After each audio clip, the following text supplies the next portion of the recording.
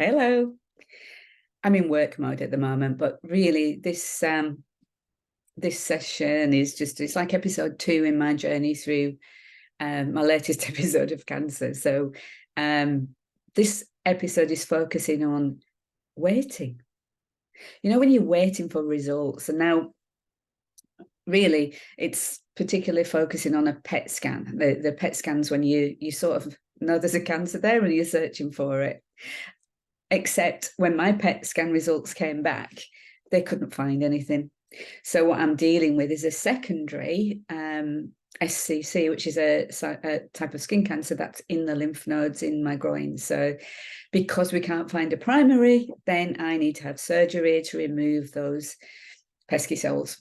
And it's not the surgery that gives me the biggest sort of stress. It's the after effects of having lymph nodes removed. And, you know, lymph is how we transport fluid around our body, and it's going to inhibit the flow of the lymph, which can cause all sorts of issues. But we'll face that when we come to it. So where I'm at right now is help. I want to share. I'm a hypnotist, I'm a coach, and as well as going through this experience myself, it's about sharing what I know to be true. And it's like, it's not what's happening to us that creates our stress.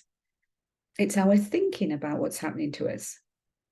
And I know it's really hard at times to get our head around this, because it really, really seems at times like it's coming from out there. Like my stress can really seem at times like it's coming from the situation I'm in with my health and well-being right now in this moment. But I know that I can only feel uncomfortable when I'm having uncomfortable feelings about it. So this particular episode is about how to be able to cope while you're waiting for results. Now, those results could be a PET scan, waiting to know where the cancer might be in your body, or it could be results from a CAT scan. It could be results from blood tests. It could be waiting for those biopsy results. And you know what? It could even be something completely different. It could be that you're waiting for exam results.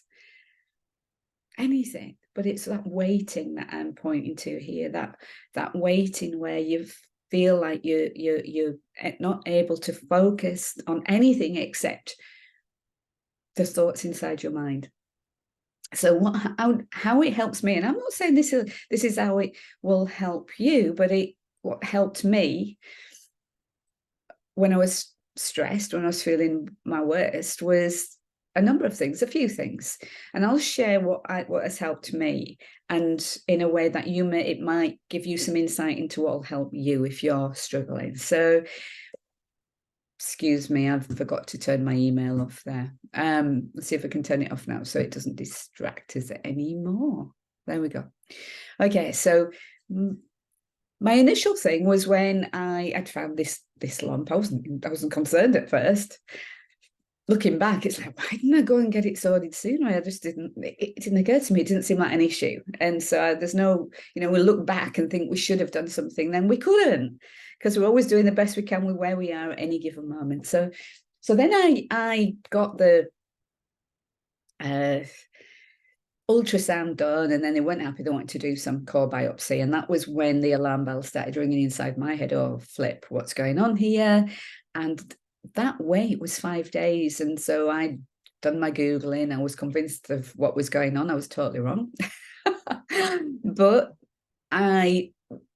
what I did was distract myself by a number of things. A lot of you know that running is my thing. So I'd go out. I still go out running, cycling, exercise, being out in nature really helps me. That's my number one thing. But obviously you can't do that all the time. So on an evening, what I've been doing is watching things that are funny on Netflix. So the first thing I did was like, you know what, I want to rewatch the Best Exotic Marigold Hotel movies. So I watched both movies, and they just took me away for a while, and I really sort of enjoyed them. And then a friend told me about a UK series about the real Marigold Hotel, which aging celebrities went to India to experience what it'd be like retiring there. And it was a distraction for me. So what I'm pointing to here is it's not about changing your thinking, it's about doing something that distracts you from the thinking. So with me, it's exercise is my number one priority, and then it's watching something light, something funny on TV or a movie or a series. Really getting into a binge watching a series on an evening has really helped me. Then I moved on to watch The Good Karma Hospital, and I know I'm looking for something else that's going to be fun, that's lighthearted. So those things help me. And reading, I love to read, which helps. But whereas I'm often reading like work stuff, hypnosis stuff, self-help stuff, now I'm just going into like chick flick, girly stuff. All sorts of varied books, to be fair, but I love it. And that's a distraction. So it's like while I'm reading, while I'm lost in a book, I'm not stressing. And I'm also preparing. So I know I'm going to be going in for surgery soon. So it's like, okay, let's have a plan. Let's structure. So one of the things, my hair is straight. I know that in hospital, I'm probably not going to be getting the straighteners out and the air dryer out. So what I have done is I've got this beautiful curling mousse. Oh, sorry, you can't see with the, there we go. And just sort of scrunch that in my hair and leave it as it is. So that's one of, and the other thing, shopping. I'm not suggesting you all go shopping, but I'm preparing for Christmas early this year. And so one of the things I bought yesterday is this. And it's like an oodie. Do you know what an oodie is? So it's like a dressing gown. It's so cozy and soft, and my daughter will be impressed because it has actually got bulldogs on. And the good thing about this is got a zip up the front, so that after surgery, when I'm going to be having drains and tubes and God knows what coming out of my body, it's very easy to keep me warm, but also easy to access areas that need to be accessed.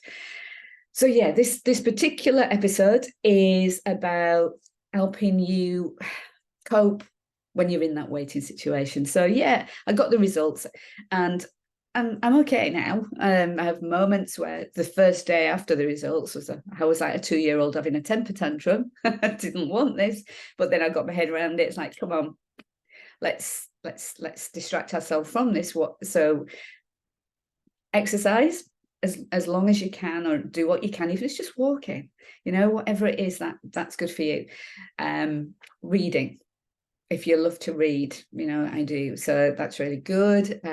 Watching funny things, just stay away from the drama and the depressing stuff and find the funny things, things that you don't have to concentrate too hard on, but that leaves you feeling good, because what we want is that feel good feeling that distracts you from the worries and stress. That it really, really is true that we can only feel something when we're thinking about it. So what I'm always pointing to is that distraction, because when you distract yourself from that thinking, it creates space inside your mind for things to settle, for that noise to settle. And in that space, you can find something new, and it's connecting to something much deeper, because we all have a lot more going for us than what we realize. We are spiritual beings having a human experience, and there's always learning there. There's event learning and there's life learning. And also, again, as well as the exercise, it's thinking about what you're putting in your body. I'm not going to extremes here, like just eating, I don't know, the meat or not eating meat, or like it's like listening and tuning to what's right for me, which might be different for you. And it's very difficult when lots of people can be giving you advice on this method and that method, and it's about listening to you, what's right for you. Yeah. All I'm doing is guiding you to what works for me. And hopefully by guiding you with what works for me, it might help you get your own insights. If you've got any questions, or you're struggling, you'd like some, or just a chat, to reach out, just reach out, send me a message, and I'm here. Unless I'm in hospital having surgery, I'm here, and I'd like to help in any way that I can. Okay, in the meantime, bye for now.